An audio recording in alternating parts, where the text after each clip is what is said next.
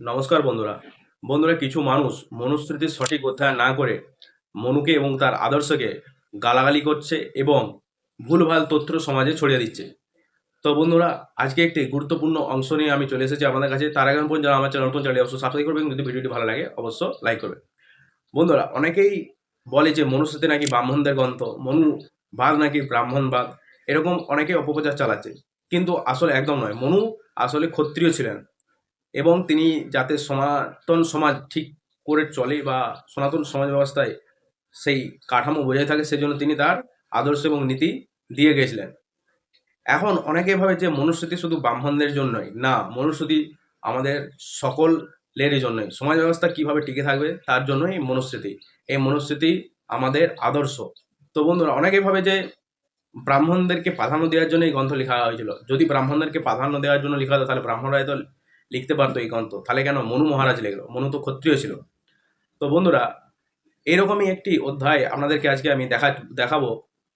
তো চলুন সে অধ্যায়ে আমরা চলে যাই। তো বন্ধুরা, দেখুন, এটি হচ্ছে মনুস্মৃতির অষ্টম অধ্যায় 337 থেকে 338তম যে শ্লোকটি, সেইটি আপনাদের কাছে আমি তুলে ধরছি। এই শ্লোকে বলছে যে শূদ্র যদি দোষ করে তাকে 8 গুণ শাস্তি দাও, বৈশ্য যদি দোষ করে তাকে 16 গুণ শাস্তি দাও, এবং ক্ষত্রিয় যদি দোষ করে সেখানে তুমি তাকে 32 গুণ শাস্তি দাও, এবং ব্রাহ্মণকে 64 গুণ বা যদি অধিকতর 100 গুণ শাস্তি দাও। তো বন্ধুরা, এখান থেকে আপনারা কি বুঝতে পারছেন যে যে গ্রন্থ ব্রাহ্মণদের লেখা নাকি গ্রন্থ, সেখানে কি ব্রাহ্মণদের বেশি শাস্তির কথা বলা হয়েছে?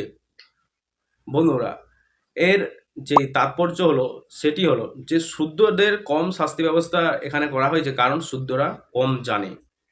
বৈশ্যরা আর একটু বেশি জানে, ক্ষত্রিয়রা আর একটু বেশি জানে, ব্রাহ্মণরা সবচেয়ে বেশি জানে। তাদের আচরণ, তাদের নৈতিকতা দেখেই সনাতন সমাজ কিন্তু চলবে, এবং তাদের আদর্শ আচরণের মধ্যেই সনাতন সমাজ প্রতিফলিত হবে। সেই জন্য যাতে ব্রাহ্মণরা কোনো রকম অপরাধ না করে বা কোনো রকম অপরাধ প্রবণমূলক কাজে যাতে জড়িত না থাকে, সেই জন্যই এই ব্যবস্থা মনু মহারাজ নিয়েছিল।